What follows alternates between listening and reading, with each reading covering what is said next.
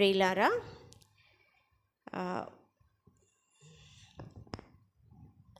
వాక్యము చాలా విలువైనది. వాక్యం అనేది చాలా విలువైనది. అది నీ యొక్క వెండి బంగారాలు కానీ లేదా నీకున్న సమస్తానికి కూడా అది సాటి మీ యొక్క ఉన్నదంతా కూడా వాక్యానికి సాటి కాదు. అలాంటి దేవుని మాటలు, దేవుని యొక్క గ్రంథంలో వ్రాయించినటువంటి మాటలు మనము చాలా శ్రద్ధతో ఆలకిస్తే తప్ప, చాలా శ్రద్ధ కలిగి వింటే తప్ప మనకు అర్థం కాదు. భూమి మీద మనిషిని తయారు చేసి ఉంచినటువంటి దేవుడు ఏమండి, వాళ్ళ ఇష్టానికి వాళ్ళని విడిచిపెట్టలేదు. ఒక క్రమాన్ని నేర్పించాడు, ఒక పద్ధతిని నేర్పించాడు.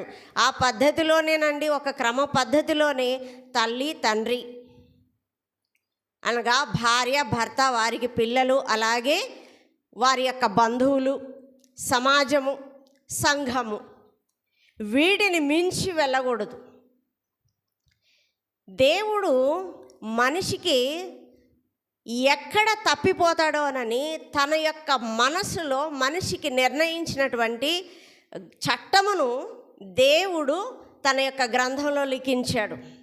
ఇది ఏ ప్రాంతానికో ఏ దేశానికో చెందినటువంటిది కాదు, కానీ ప్రతి దేశానికి, ప్రతి స్థలానికి, ప్రతి మనిషికి చెందినటువంటి వాక్యం ఇది. అందుకే దేవుడు ఏమంటాడంటే దీనిని విశ్వరాజ్యాంగం అంటాడు.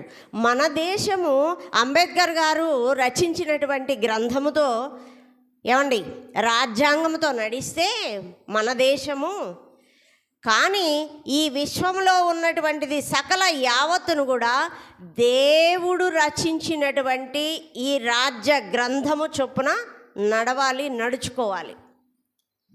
ఒక మనిషికి తీర్పు ఇవ్వాలంటే రాజ్యాంగం ప్రకారము చూసుకొని వాదోపవాదనలు విన్న తర్వాత ఆ మనిషికి శిక్ష విధిస్తాడు. అది రాజ్యాంగ పద్ధతి. అలాగే దేవుడు కూడా ఒక నియమం ఉంది, ఒక చట్టం ఉంది. భూమి మీద మనిషిని పెట్టినటువంటి దేవుడు ఈ భూమి మీద మానవ యాత్ర ముగించిన తర్వాత, అంటే మన జీవితాలు ముగించిన తర్వాత ప్రతి ఒక్కరికి కూడా ఫలితం అనేది దొరుకుతుంది. అంతే కదా, పనికి వెళ్ళిన వాళ్ళకే కదా జీతం, పని లేని వాళ్ళకి జీతం లేదు కదా, పని చేయకుండా జీతం అడగకూడదు కదా. ఇచ్చినటువంటి జీవితాన్ని చక్కగా వినియోగించి ఉపయోగించుకుంటే రేపు సత్ఫలితము పొందుతాము.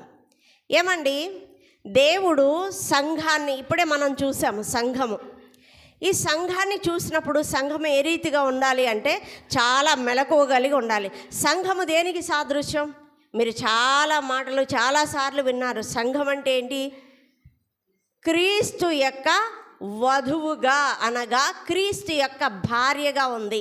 అంటే క్రీస్తు తర్వాత స్థానంలో ఎవరున్నారు? సంఘం ఉన్నది. అది సంఘమునికి ఇచ్చినటువంటి ఔన్నత్యం. సంఘము ప్రార్థన చేస్తే పాతాళ లోక ద్వారములు కూడా నిలువ నేరవట.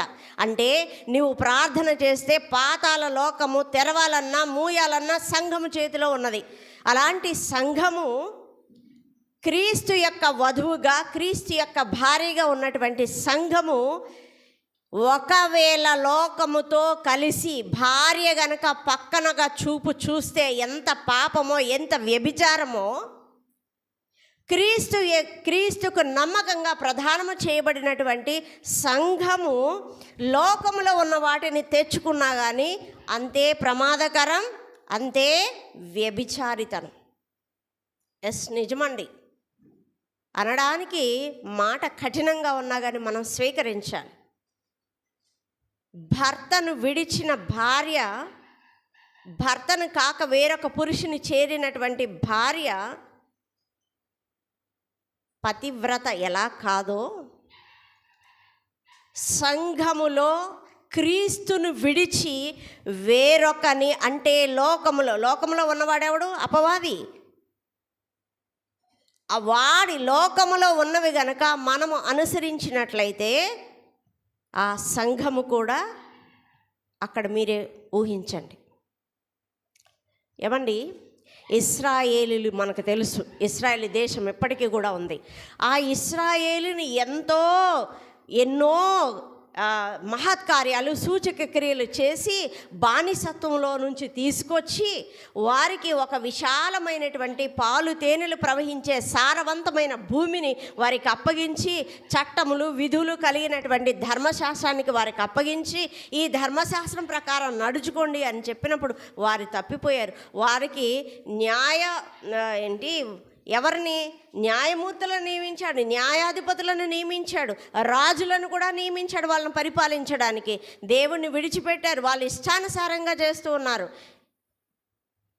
దేవుడు వారిని విడిపించుకొని తీసుకొచ్చినటువంటి సంఘము, ఆనాడు ఇశ్రాయేలు సంఘము ఏం చేసిందో తెలుసా అండి? ఆ సంఘము మీద, అనగా ఇశ్రాయేలు మీద రాజుగా రాణిగా నియమించితే ఏమండి ఎంత చక్కగా పరిపాలించాలి. ఈనాటి రాజులను చూస్తే మనకు అర్థమవుతుంది, ఏలికలను చూస్తే అర్థమవుతుంది దేవుడిచ్చిన అవకాశాన్ని ఎంత దుర్వినియోగం చేసుకుంటున్నారు. ఒక్కొక్కరికి ఒక్కొక్క అవకాశం ఇస్తాడు దేవుడు, దానికి న్యాయం చేర్చాలి. నువ్వు ఏ స్థితిలో ఉన్నా దానికి న్యాయం చేర్చాలి, న్యాయం చేయాలి. నువ్వు తల్లిగా ఉన్నావా, తల్లిగా నువ్వు న్యాయం చేయాలి. భారీగా ఉన్నావా, భారీగా నీ ధర్మం నీవు నిర్వర్తించాలి. ఒక రాజుగా, ఒక ఏలికగా ఉన్నావా, ఆ ఏలికగా నీ ధర్మాన్ని నీవు నిర్వర్తించాలి. కానీ ఇక్కడ ఏం జరిగిందో తెలుసా అండి? దేవుని యొక్క సంఘములో మంచి వాళ్ళే కాదు, గుణవంతురాళ్ళైనటువంటి స్త్రీలే కాదు, అసహ్యకరమైనటువంటి స్త్రీలు కూడా ఉన్నారు. ఎలా ఉండాలో నేర్చుకున్నాం, ఎలా ఉండకూడదో కూడా మనం నేర్చుకుందాం ఈరోజు. ఏమండి, మనకు తెలుసు యెజెబెలు,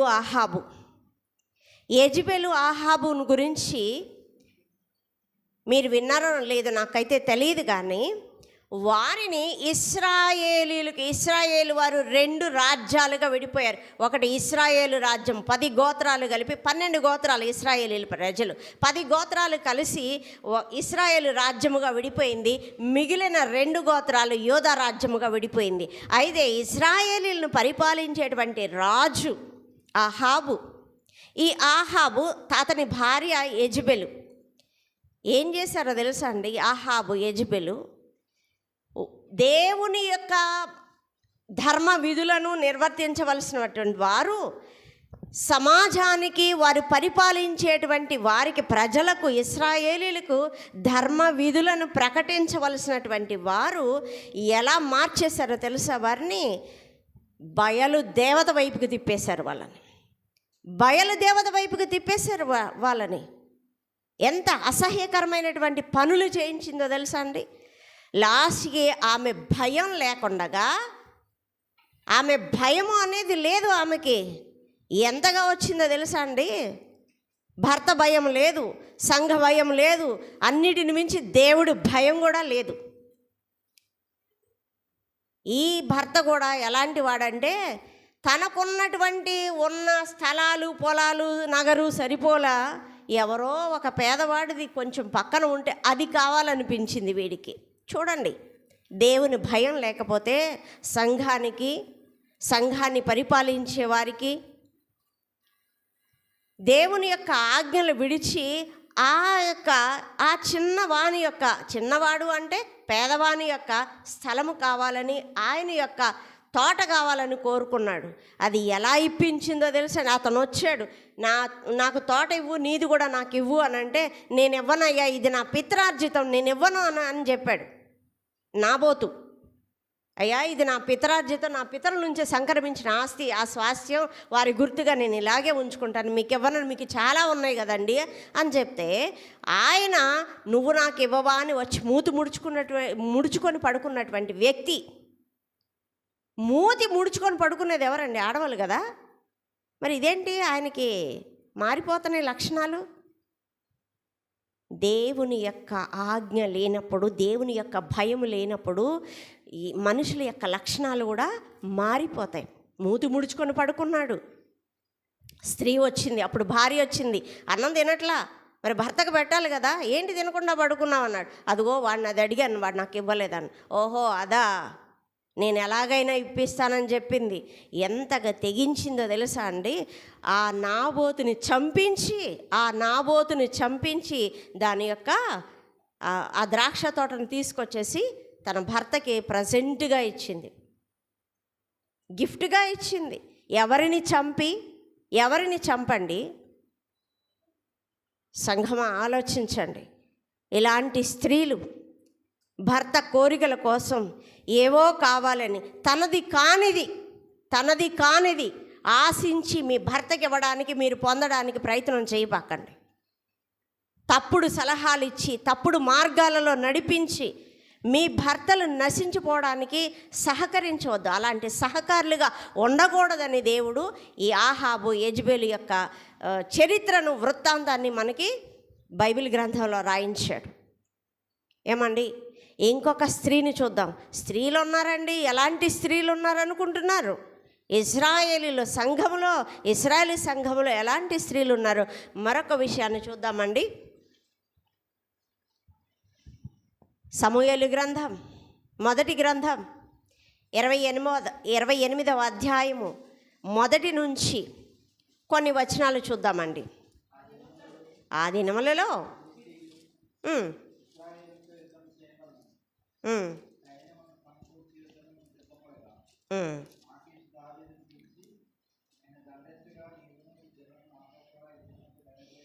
ఏమండి, ఇక్కడ సౌలు ఫిలిష్తీయుల మీదకి యుద్ధానికి వెళ్ళాలి. ఆయన గెలుస్తాడో లేదో తెలియదు.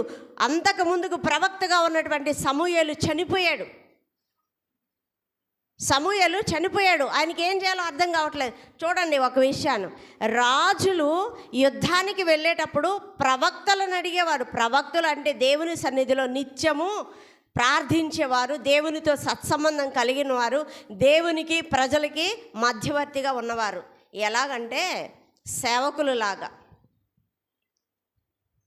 ఏమండి, ఆయన చనిపోయాడు. ఇక యుద్ధానికి వెళ్ళాలా లేదా తెలీదు. వెళితే జయం వస్తుందా రాదా తెలీదు. ఆయన ఏం చేశాడండి? సమూయేలు చూడండి 2వ వచనం, దావీదు, నీ దాసుడనైన నేను చేయబో కార్యము ఏదో తెలుసుకుందువరెను.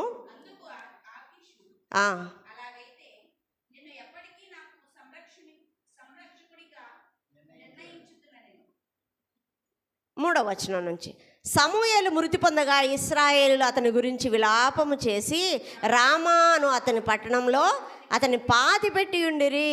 మరియు సౌలు కర్ణ పిశాచము గల వారిని, చిల్లంగి వారిని దేశంలో నుండి వెళ్ళగొట్టి ఉండెను. సంఘములో గనక ఇలాంటి వారు ఉంటే, సోదె చెప్పించుకోవడం కానీ, చిల్లంగితనము కానీ, కర్ణ పిశాచాలు అంటే చెవు దగ్గర మంత్రాలు, చెవు దగ్గర ఏదో చెప్పించుకుంటారు చూసారా? ఇలాంటి వారు ఎవరైనా ఉంటే ఆనాడు సౌలు వారిని వెళ్ళగొట్టించేశాడండి. ఇలాంటి వాటికి తావులేదు. ఇది లోకంలో ఉన్నటువంటి అపవాది. వాడితో స్నేహం చేస్తే నీ పురుషుడైనటువంటి కన్యకగా ఉన్నటువంటి సంఘము క్రీస్తును విడిచి లోకములో ఉన్నటువంటి అపవాది సంబంధమైన ఆలోచనలతో ఉంటే ఏం చేశాడో తెలుసా? సౌలు ఏం చేశాడండి? సౌలు కర్ణ పిశాచము గల వారిని, చిల్లంగి వారిని దేశంలో నుండి వెళ్ళగొట్టి ఉండెను. నిజమైనటువంటి సేవకుడు, నిజమైనటువంటి రాజు, పరిపాలించేవాడు, సంఘాన్ని పరిపాలించేవాడు, ఇలాంటి వాళ్ళు ఉంటే వాళ్ళని ఏం చేయమన్నాడు? వెళ్ళగొట్టేయమన్నాడు. ఉన్నారా మనలో సోది చెప్పించుకునే వాళ్ళు, అంతరాలు కట్టించుకునేవాళ్ళు, తంత్రాలు కట్టించుకునేవారు, ఎక్కడికో వెళ్ళి వచ్చేవారు? నీ దేవునికి చేత కావట్లేదా? నీ దేవునికి నిన్ను స్వస్థపరచడం చేతగానివాడిగా ఉన్నాడా? అంటాడు, నేను నీకేం తక్కువ చేశానని నువ్వు వేరే చోటుకు వెళ్ళావు, నా వలన కాలేదా? నువ్వు అడిగావా నన్ను? ఎంత రోషంగా అడుగుతాడో తెలుసా అండి దేవుడు. చూద్దాము. అలాంటి సౌలు అండి. అప్పుడు సౌలు, నా కొరకు మీరు 7వ వచనం, సౌలు, నా కొరకు మీరు కర్ణపిశాచం గల ఒక స్త్రీని కనుగొనుడి, నేను పోయి దాని చేత విచారణ చేతునని తన సేవకులకు ఆజ్ఞేయగా వారు చిత్తము ఎందోరులో కర్ణపిశాచం గల ఒకటి ఉన్నదని అతనితో చెప్పాను. ఏమండి, దేవునితో నడిచినటువంటి వాడు కర్ణపిశాచము కలిగిన వారిని వెళ్ళగొట్టిన వాడు మళ్ళీ ఎక్కడికి వెళ్ళాడు? యుద్ధానికి వెళ్ళలేదు తెలుసుకో. భయం వేసింది, దేవుని మర్చిపోయాడు, దేవుని మీద పూర్తిగా ఆనుకోవడం లేదు, సగం ఇటు సగం అటు. దేవుని సేవకుడిగా దేవుని చేతిలో ఉండవలసినటువంటి వాడు ఎక్కడికి వెళ్ళాలనుకుంటున్నాడు? లోకంలో ఉన్నటువంటి అపవాది వేసే తంత్రంలో ఆ పిశాచి దగ్గరికి వెళ్ళి, ఆ పిశాచము గల దాని దగ్గరికి వెళ్ళి ఏదైనా చెబుతుందేమో. ఏది సోద చెప్పించుకుంటారు చూసారా, అలా ఏదైనా చెప్తుందేమోనని ఆమె ఎక్కడైనా ఉన్నదేమో కనుక్కోండి అని విచారణ చేయించి తన సేవకులను పంపించాడట. కాబట్టి ఇద్దరు మనుషులు వెంట పెట్టుకొని పోయి రాత్రి వేళ దొరికింది ఆ అమ్మాయి. ఎక్కడో ఒక చాట ఉంటారు కదా, చూడండి, స్త్రీలేనండి, స్త్రీలే. వారు ఏం చేశారట? ఎందోరులో కర్ణపిశాచము గల ఒకటి ఉన్నదని అతనితో చెప్పిరి. కాబట్టి సౌలు మారువేషము ధరించి వేరు బట్టలు తొడుక్కొని ఇద్దరు మనుషులను వెంట పెట్టుకొని పోయి రాత్రి వేళ ఆ స్త్రీ యొద్దకు వచ్చి, కర్ణపిశాచము ద్వారా నాకు శకునము చెప్పి నాతో మాట్లాడుటకై నేను నీతో చెప్పు వారిని రప్పించమని కోరగా, ఓహో మీరేదో మాట్లాడతారు కదా, అయితే మీరు పిశాచాలతో దయ్యాలతో మాట్లాడతారు కదా. ఈయన ఏమనుకుంటున్నాడు తెలుసా? చచ్చిపోయిన వాళ్ళందరూ దయ్యాలయ్యారు అనుకుంటారు కదా, చనిపోయిన వారందరూ కూడా దయ్యాలయ్యారని లేకపోతే ఎటో వెళ్ళిపోయారని మనం రప్పించవచ్చని అనుకున్నాడు ఈ సౌలు. అప్పుడు ఆమె దగ్గరికి వెళ్ళి, ఇదిగో నేను ఒక మాట చెప్తాను, ఆమెను పిలిపించండి. ఆమె దగ్గరికి వెళ్ళాడు మారువేషంతో. నేను ఎవరినైతే పిలిపించమన్నానో అతను పిలిపిస్తావా అని అడిగాడు సౌలు. పిలిపిస్తానని చెప్పిందండి. పిలిపిస్తానని చెప్పి ఆమె మంత్రించి, కర్ణపిశాచము కలిగినటువంటి స్త్రీ మంత్రించి చనిపోయినటువంటి ఆ సమూయేలుని, చచ్చిపోయిన వాళ్ళు ఎక్కడ ఉంటారు? పాతాళంలో ఉంటారు. చనిపోయిన వారు పాతాళంలో ఉంటారు. అక్కడ నుంచి ఈమె మంత్రించేటప్పటికి అక్కడ నుంచి వచ్చాడట. ఎవరో? సమూయేలు ప్రవక్త, దేవుని ప్రవక్త, దేవుని చేతిలో వాడబడి చక్కగా చనిపోయి, భయభక్తులు కలిగి చనిపోయి పాతాళంలో ఉన్నటువంటి ప్రవక్తని, పాతాళం అంటే 2 స్థలాలు ఉన్నాయండి పాతాళంలో, అక్కడ ఉన్నటువంటి ప్రవక్తని ఈమె రప్పించిందట. మరి ఈమె రప్పించింది కదా, కింద ఏం జరిగిందో తెలుసా అండి? ఆ స్త్రీ సమూయేలును చూచినప్పుడు బిగ్గరగా కేకవేసి, నీవు సౌలువే, నీవు నన్నెందుకు మోసపుచ్చితివే అని సౌలుతో చెప్పగా, రాజు నీవు భయపడవద్దు, ఏమి కనబడిందని ఆమెను అడగగా, ఆమె దేవతల్లో ఒకడు భూమి నుండి పైకి వచ్చుట నేను చూచుచున్నాను. ఆహా, దేవతలా ఉన్నాడు ఆయన.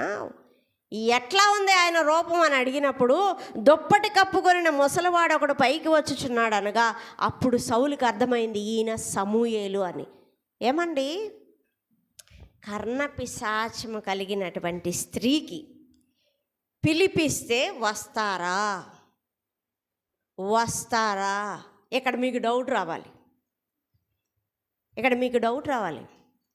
వాక్యం ఉంటుంది న్యాయాధిపతుల్లో, క్షమించండి, సమూయేలు మొదటి గ్రంథంలోనే ఉంటుంది, 2వ అధ్యాయంలో. పాతాళానికి పంపుచు అందులో నుంచి రప్పించుచు ఉండువాడు ఆయనే. ఈ సౌలుకి ఏం అర్థం కావటల్లా.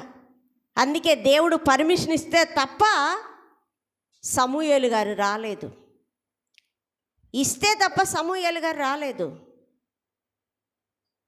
అనుకుంటున్నారా, నా ప్రాణం బాగట్లేదు, లేదా మా వాడికి బాగోట్లేదు, మేము ఎన్నో హాస్పిటల్కి తిప్పుతున్నాము, ఏది జరగట్లేదు అనుకుంటున్నారా? ఎక్కడికి వెళ్ళాలి అంటాడు. ఆసాకట పాదాలలో జబ్బు పుడితే యెహోవా యొద్ద విచారణ చేయక వైద్యులను పట్టుకొని వ్రేలాడెను అంటాడు. మనకి ఏది సంభవించినా, మనకి ఏది జరుగుతున్నా, మన బాడీలో కానీ మన జీవితంలో కానీ ఏ మార్పులు జరుగుతున్నా విచారించవలసినది ఎక్కడంటే దేవుని యొక్క సన్నిధిలో విచారించాలి, దేవునిని అడగాలి. కర్ణపిశాచాల దగ్గరికి వెళతావా? అలాంటి కర్ణపిశాచాలు చేసుకున్న వారిని దేవుడు ఏమంటున్నాడో తెలుసా? అలాంటి సోద చెప్పించుకునే వాళ్ళని, అలాంటి మంత్రాలు తంత్రాల కోసం పరుగులెత్తే వాళ్ళని ఏమంటున్నాడు? ఒకసారి యెషయా గ్రంథం తీయండి ప్రియులారా. యెషయా గ్రంథం 47వ అధ్యాయము 47వ అధ్యాయం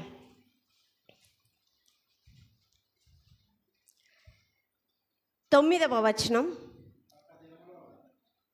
2వ భాగం నుంచి చదవండి, చివరి భాగం. నీవు అధికముగా శకునము చూచినను, అత్యధికమైన కర్ణపిశాచ తంత్రములను నీవు ఆధారము చేసుకొనినను. ఆహా, శకునాలు చూస్తున్నావు కదా, ఈరోజు మంచిది, రేపు మంచిది, ఈరోజు బాగాలేదు, రేపు మంగళవారం, శుక్రవారం పంపించొద్దు, శనివారం మంచిది కాదు అని అనుకుంటున్నావే, శకునాలు చూస్తున్నావే. ఏమండి, భూమిని, ఆకాశాన్ని, ఆకాశంలో ఉన్న నక్షత్రాలను సృష్టించిన వాడిని మర్చిపోయావా? మనిషి మాటలకి లోబరుచుకునే అపవాది మాటలకి లోబడుతున్నావా? శకునాలు చూస్తున్నారా? ఉన్నారా అలాంటి వారు? నా చిన్నప్పుడు అండి చాటలో బియ్యం పోసి వాళ్ళు ఏమో ఏదో కాయ పట్టుకొని వచ్చేవాళ్ళు, ఎంత లావుగా ఉండేది, సొరకాయట, సొరకాయ ఒకటి, బూడిద గుమ్మడికాయ ఒకటి పట్టుకొని ఇదిగో అటు వెళ్ళాడు, ఇదిగో ఇటు వెళ్ళాడు, అది ఏదేదో చెప్తూ ఉంటారు. వాళ్ళ భాష వేరు, వాళ్ళ భాష వేరండి. ఎందుకో తెలుసా? మనల్ని దారి మళ్లించడానికి, ఏమో తెలుసుకుందామని. అజ్ఞానపు దిశ, అజ్ఞానపు దశ. వాక్యం వెలుగు లేదు, చీకటిలో ఉన్నాము, అప్పుడు అంధకారంలో ఉన్నాము. ఇప్పుడు దేవుని వెలుగులోకి వచ్చాము, సంఘములోనికి చేర్చబడ్డాం. దేవుని జ్ఞానము మనకు అవసరం. ఇలాంటి పరసంబంధమైన, లోక సంబంధమైన వాటిని విడిచిపెట్టడానికి దేవుని యొక్క మాటలు అవసరం. నీవు అధికముగా శకునము చూచినను, అత్యధికమైన కర్ణపిశాచ తంత్రములను నీవు ఆధారముగా చేసుకొనినను. ఒకవేళ నువ్వేదో ఆధారము చేసుకుని నువ్వే పని చేసినా కానీ, ఈరోజు మంచిది, ఆ రోజు మంచిది, సింహరాశిలో పుట్టినవాడికి చావు రాదా? ఏమండి, ఇవి ఎవరు నమ్ముతారు తెలుసా? హిందువులు నమ్ముతారు. వాళ్ళకి జ్ఞానం లేదు. వారికి దేవుడు, మనకి దేవుడు ఒక్కడే, వారికి చాలామంది ఉన్నారు. మనము నీతిగా ఒక్క దేవునినే నమ్ముతాము. ఆ దేవుడే సృష్టించాడు, ఆయన మాటలే వింటాము. నీతి మాలిన వాళ్ళ మాటలు, నీతి మాలినటువంటి లోక సంబంధమైనటువంటి ఆచారాలను పట్టుకొచ్చి ఏది మంచి రోజు, ఏది పౌర్ణమి, ఏది అమావాస్య అని చూడడం తగునా? నక్షత్రాలను నడిపిస్తున్నావా? ఏమండి, నక్షత్ర రాసులు వాటి ఆకారాన్ని బట్టి సింహములాగా, కొన్ని నక్షత్రాల సమూహము సింహము ఆకారంలో ఉంటే ఇది సింహరాశి అన్నారు. ఒక అమ్మాయిలాగా ఉంటే కన్యరాశి అన్నారు. ఒక తరాజులాగా ఉంటే తులరాశి అన్నారు. ఆకాశమందు ఈ నక్షత్రాలు తిరగడం చూసి పేర్లు పెడితే, అదిగో ఆ సమయంలో పుట్టాడు గనక కన్యరాశిలో పుట్టాడు అని, ఇదిగో ఈ పేరు నీకు వర్తిస్తుంది. ఎవరండి అది తిప్పేది? దేవుడు కాదా? ఎందుకు చూస్తున్నాం మనం? ఎందుకు చూడాలి? నీకేం అవసరం? అవసరం లేదు కదా.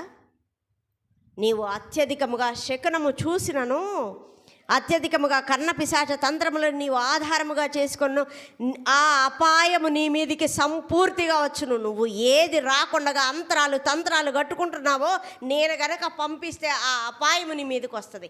దేవుడు పంపిస్తే తప్ప ఏ అపాయము రాదండి. నువ్వు ఏది చేసినా దేవుడు పంపించే కీడు రాక మానదు.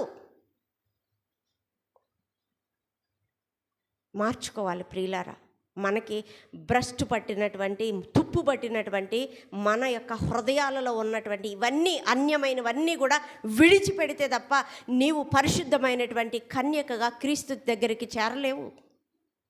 సరిచేసుకోవాలి ఏమి వ్యతిరేకమైనవి ఉన్నాయో. ఇంకా క్రింద చూద్దాం. నేనున్నాను, నేను తప్ప మరి ఎవరునూ లేరని నీవు అనుకున్నట్లుగా నీ విద్యయు నీ జ్ఞానమును నిన్ను చెరిపివేసను. ఏమండి, పంచాంగాలు చెప్తారు, రాళ్ళు చూపిస్తారు, ఇవన్నీ కూడా దేవుడు చెరిచేస్తాడట, చెరిచేస్తాడు. కీడు నీ మీదికి వచ్చినను నీవు మంత్రించి దాన్ని పోగొట్టజాలవు. ఒకవేళ కీడు వస్తుందా, నువ్వు మంత్రించి పోగొడతావా? ఏమన్నా మంత్రపొక్కులు అంటారు, మంత్రపు పొక్కులు అంటారు, తెలుసు కదా. మన నోటికి వచ్చేటువంటి మాటలు మంత్రపు పొక్కులు. ఏమండి, సిటీలో ఎవరికి రావు ఈ మాటలు, వేరే దేశం వాళ్ళకి ఈ మాటలు రావు. ఎందుకు రావంటే ఏదైనా జరిగితే ఏ బ్యాక్టీరియానో, ఏ కంటికి కనిపించని జీవు బ్యాక్టీరియానో వైరస్సో మన శరీరం మీద దాడి చేస్తుంది, అందుకే ఇది వచ్చింది అని దానికి సంబంధించిన మెడిసిన్ వాడతారు. కానీ మనం అజ్ఞానంలో ఉన్నాము, దేవుని యొక్క జ్ఞానము లేదు మనకి. అందుకే ఏ అమ్మవారో వచ్చింది, పొంగొస్తే ఏమంటారండి,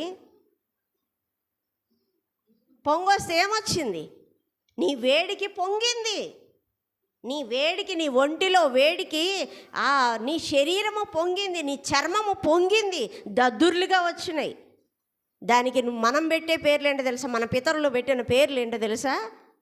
ఏదో వచ్చి పడ్డది, ఏదో అమ్మవారు వచ్చింది. ఏమండి, ఇది నిజమేనా? ఆ అజ్ఞాన కాలము. ఇప్పుడు అనండి, ఇప్పుడు చాలామందికి అలాంటి ఆలోచన లేదు. ఒక్కొక్క రోగానికి ఒక్కొక్క రోగానికి ఒక్కొక్క దాన్ని పెట్టి, కీడు నీ మీదకి వచ్చిన నీవు మంత్రించి దాన్ని పోగొట్టజాలవు. ఆ కీడు నీ మీద పడును, దానిని నీవు విచారింపలేవు. నీకు తెలియని నాశనము నీ మీదకి ఆకస్మికంగా వచ్చును. బాల్యము నుండి నీవు ప్రయాసపడి అభ్యసించిన నీ కర్ణ పిశాచ తంత్రములను, నీ విస్తార శకినములను చూపుటకు నిలువుము. ఒకవేళ ఎవడైనా మంత్రించేవాడున్నాడా? మంత్రగాళ్ళు, తంత్రగాళ్ళు ఎవరైనా ఉన్నారా? రా, నేను పంపిస్తా, రా, వచ్చి ఇక్కడ నిలబడు. ఎంత సవాల్ చేస్తున్నాడండి దేవుడు. ఈ రోషం మనకు ఉండాలి. దేవుడు రోషము కలిగినటువంటి దేవునిని కలిగి ఉన్న మనలో కూడా రోషం ఉండాలి. నీ విస్తారమైన యోచనల వల్ల నీవు అలసిపోయావు. ఓహో, నేను నీ మీదికి అపాయము రప్పిస్తుంటే నువ్వు ఆ మంత్రం చేసి ఈ మంత్రం చేసి అలిసిపోతావే తప్ప నీ మీదికి వచ్చిన కీడు రాక మానదు. ఏమండి, అలా ఒకవేళ కీడులను ఆపే లెక్క అయితే ఎవరు చచ్చిపోరు. ఒకవేళ ఈ మంత్రగాళ్ళ చేతిలో, తంత్రగాళ్ళ చేతిలోనే ఉన్నాయని మనం అనుకుంటే, రాళ్ల చేతిలోనో అంతరాల చేతిలో ఉందనుకుంటే ఎవరు చనిపోరండి, అందరూ బ్రతకాలనే చూస్తారు. కానీ అవి మన చేతిలో లేవు, దేవుని చేతిలో ఉన్నది. ఏది రావాలన్నా దేవుని పర్మిషన్ ఉండాలి. నీ ఇంటిలో ఏది జరగాలన్నా నీ భర్తకి కానీ నీకు కానీ ఎలా తెలిసి ఉంటుందో, అలాగే ఈ భూమి మీద ఏ మనిషికి ఏది జరగాలన్నా దేవుని పర్మిషన్ కావాలి. అందుకే అంటాడు, నీ విస్తారమైన యోచనలు నీవు అలసిపోయావు. జ్యోతిష్కులు, నక్షత్ర సూచకులు, మాసచర్య చెప్పువారు నిలవబడుడి. నీ మీదికి వచ్చినవి రాకుండా నిన్ను తప్పించి రక్షించుడేమో ఆలోచించుడి. చూస్తావా? మాసచర్య, ఈ నెల ఇది జరుగుతుంది, ఈ నెల నీకు ఇలాగా, ఈ పేరు పెట్టండి, ఆ పేరు పెట్టండి అని పేర్లు పెట్టుకుంటున్నారు కదా. ఇవన్నీ చదివినప్పుడు అండి, మరి దేవా, ఇంత బలము, ఇంత శక్తి, ఇంత అద్భుతమైనటువంటి శక్తి నీలో ఉన్నప్పుడు మరి అన్యులకెందుకయ్యా గొప్ప గొప్ప కార్యాలు జరుగుతున్నాయి? మరి వాళ్ళకు కూడా ఏదో జరుగుతున్న బట్టే కదా క్రైస్తవ్యంలోనికి రాకుండా అన్యులు అలాగే ఉన్నారు. నీవు ఇంత గొప్ప దేవుడు అయినప్పుడు మరి అందరూ నీ దగ్గరికే రావాలి కదా. మరి వాళ్ళు కూడా ఎందుకని అక్కడికి వెళ్తున్నారు? ఏవో కొన్ని ప్రత్యేకమైనటువంటి స్థలాలు ఉన్నాయి, అక్కడికి వెళితే ఏవో జరుగుతున్నాయని. ఇదిగో సపోజ్ మనకి చెప్పుకోవాలంటే గుణదలు అంటారు, చూసారా? గుణదలు అంటారా? గుణదలకి వెళ్ళి మన వాళ్ళు కూడా వెళ్ళి వచ్చిన వాళ్ళు ఉన్నారు. అది కూడా విగ్రహారాధనతో సమానమేనండి. అర్థం కావట్లా. ఒకవైపున క్రీస్తుని రక్షకునిగా అంగీకరించి సర్వశక్తివంతుడైనటువంటి మరణం నుంచి తప్పించగలిగినటువంటి వాడు నీకు తోడుగా ఉంటే వీనిని విడిచి నువ్వు అటువైపుగా పరిగెత్తుతున్నావంటే క్రీస్తుని అవమానపరిచినట్టు కాదా? నీ భర్తను నువ్వు అవమానపరిచి వేరొక పురుషుని చేరుతున్నట్టు కాదా? కదా. ఎందుకు ప్రభా అని ఆలోచించినప్పుడు దేవుడు నాకు ఇచ్చినటువంటి ఆన్సర్ ఏంటంటే ద్వితీయోపదేశ కాండం అండి. ద్వితీయోపదేశ కాండము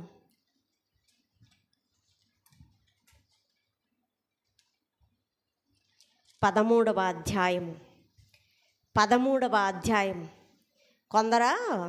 మా చర్చికి వచ్చే వాళ్ళు కొందరు ఉన్నారు. ఒక ఆయన ఉన్నాడు. ఆయన వెళ్ళినోడు వెళ్ళక చర్చి మానుకున్నాడు. ఎవరో బయట సహవాసం దొరికింది.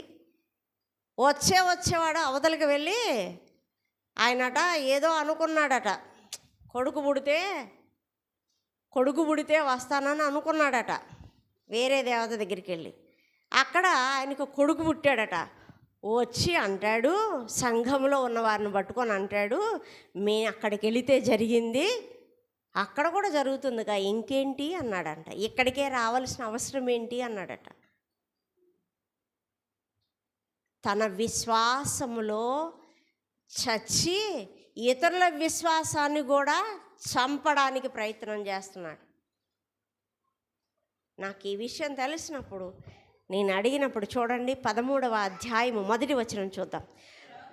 ప్రవక్తయే గాని కలలు కనువాడే గాని నీ మధ్య లేచి నీ ఎదుట సూచక క్రియనైనను మహత్కార్యమునైనను చేసి నీవు ఎరగని ఇతర దేవతలను అనుసరించి పూజింతమరమ్మని చెప్పిన ఎడల అతడు నీతో చెప్పిన సూచక క్రియ కానీ మహత్కార్యము కానీ సంభవించినను ఆ ప్రవక్త మాటలు కలలు కనువాని మాటలను వినకూడదు. ఇది దేవుని ఆజ్ఞ.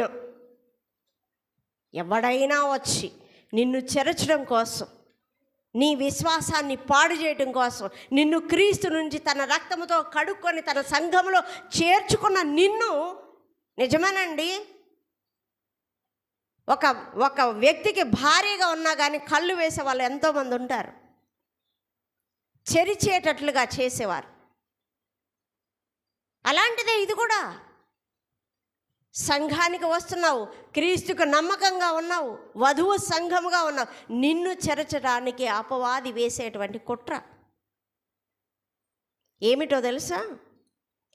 మహత్కార్యం చేస్తుంది, సూచక క్రియ చేస్తుంది, ఏవేవో ఇచ్చి నిన్ను మభ్యపెడతారు. ఎందుకో తెలుసా? నీ భర్త నుంచి నిన్ను విడగొట్టడానికి, నిన్ను నాశనం చేయడానికి. ఏమండి, ఎంతమంది మనం ఆలోచిద్దాం, ఈ దినాలలో ఎంతమంది అక్రమ సంబంధాలు పెట్టుకొని ఒకరికొకరు చంపుకుంటున్నారు ప్రేమ లేని తత్వంతో, కాదా? స్త్రీని పురుషులు చంపడం, పురుషులు స్త్రీలను చంపడం. రీసెంట్గా మనం చూసాం, ఆమెను చంపి మెడ కోసేసి చేతులు కోసేసి మొండాలను వేడి చేసి ఫ్రిడ్జ్లో పెట్టాడట. వాడికేం ధైర్యం అండి? ఏమైంది వాడికి? నిజంగా వాడు మనిషి రూపంలో ఉంటే, మానవత్వం ఉంటే చేయడు ఆ పని. కానీ వాడిలోకి వచ్చి దూరింది అపవాది. ఇదివరకు దయ్యాలు పెడితే ఊ అని చెప్పేసి వేపాకులు పెట్టి కొట్టేవాళ్ళు. ఇప్పుడు అట్లా కాదు, దయ్యాలు స్టైల్ మార్చేసినాయి. అవి కూడా అప్డేట్ అయిపోయినాయండి. సైలెంట్గా వాటి పని అవి చేస్తున్నాయి, మనుషుల్లోకి దూరిపోతున్నాయి, మానవత్వం మరిపింపజేస్తున్నాయి, అక్రమాన్ని విస్తరింపజేస్తున్నాయి, ఒకరికొకరు చంపుకునేలా చేస్తుంది కదా. కాబట్టి నీ భర్త కాక, నీ దేవుని కాక మరి దేనిని నువ్వు ఆశించడానికి, నీ కన్ను వెళ్ళడానికి, నీ మనసు వెళ్ళడానికి వీలు లేదు. అలాంటి వారు మన సంఘంలో, మన ఊరిలో ఉండకూడదు. సరిచేసుకుందాం. ఆయన ఏమన్నాడు? ఎవరైనా సరే వచ్చి నీకు ఈ మహత్కార్యం జరుగుతుంది, అది జరుగుతుందని చెప్పినా కానీ నమ్మొద్దు అన్నాడు. ఎందుకు నమ్మకూడదు? ఈయన చేస్తేనే అద్భుతాలా? వేరే వాళ్ళు చేస్తే అద్భుతాలు కాదా? ఎందుకు నమ్మకూడదో కూడా చెప్పాడు. చూడండి, ఏలైనగా మీరు మీ దేవుడైన యెహోవాను మీ పూర్ణ హృదయముతోనూ మీ పూర్ణ ఆత్మతోనూ ప్రేమించుచున్నారో లేదో తెలుసుకొనుటకు మీ దేవుడైన యెహోవా మిమ్మును పరీక్షించుచున్నాడు. దేవుడు ఏం చేస్తున్నాడట? పరీక్షించడానికండి వాటికి ఆ శక్తి ఇచ్చేది. నీ యొక్క విశ్వాసము నిజంగా నీవు దేవునితోనే ఉన్నావా? దేవుని కోసం నిలబడగలుగుతావా? నీతి కలిగిన స్త్రీ ఎంత చెరచాలని చూసినా కానీ పక్కకు తిరగదండి. చంప పగలగొట్టి అవతలకు పంపిస్తుంది. అవునా కాదా? పోరాడు తన్ను తాను రక్షించుకొని తన భర్తకు మాత్రమే అంకితం అవుతుంది. అవునా కాదా? ఇది ఎంత వాస్తవమో.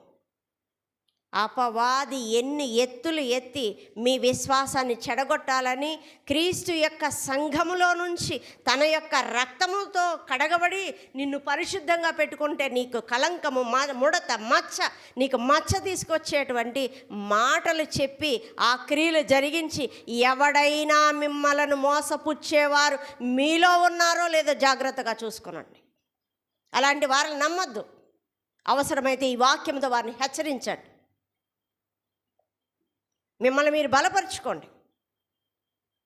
క్రీస్తు తప్ప వేరొక పురుషుని మనము చేరకూడదు.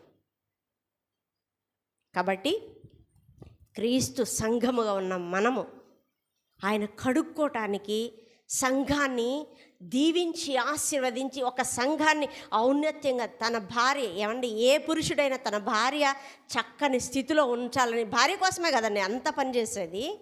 భార్య కోసమే కదా ఉదయం వెళ్ళి రాత్రంతా కూడా పని చేసుకొని వచ్చేది కదా. మరి క్రీస్తు తన్ను తాను అప్పగించుకొని పరిమళ సువాసనగా ఉండడం కోసం తన్ను తాను అప్పగించుకుంటే మనము ఇలాంటి క్రియలు చేసి ఇలాంటివి మనకి కూడనటువంటి పని. దయచేసి మనం స్వపరీక్ష చేసుకొని ఇలాంటివి మన సమాజంలో నుంచి మన సంఘంలో నుంచి వెలివేసి క్రీస్తుకు నిజమైనటువంటి క్రీస్తు యొక్క వధువు సంఘముగా ఉండాలని మనవి చేస్తూ ఇటు అవకాశాన్ని నాకు ఇచ్చినటువంటి స్థానిక సంఘ కాపరులు విక్టర్ పాల్ గారికి నా హృదయపూర్వక వందనాలు తెలియచేసుకుంటున్నానండి. చిన్న ప్రార్థన చేసుకుందాం.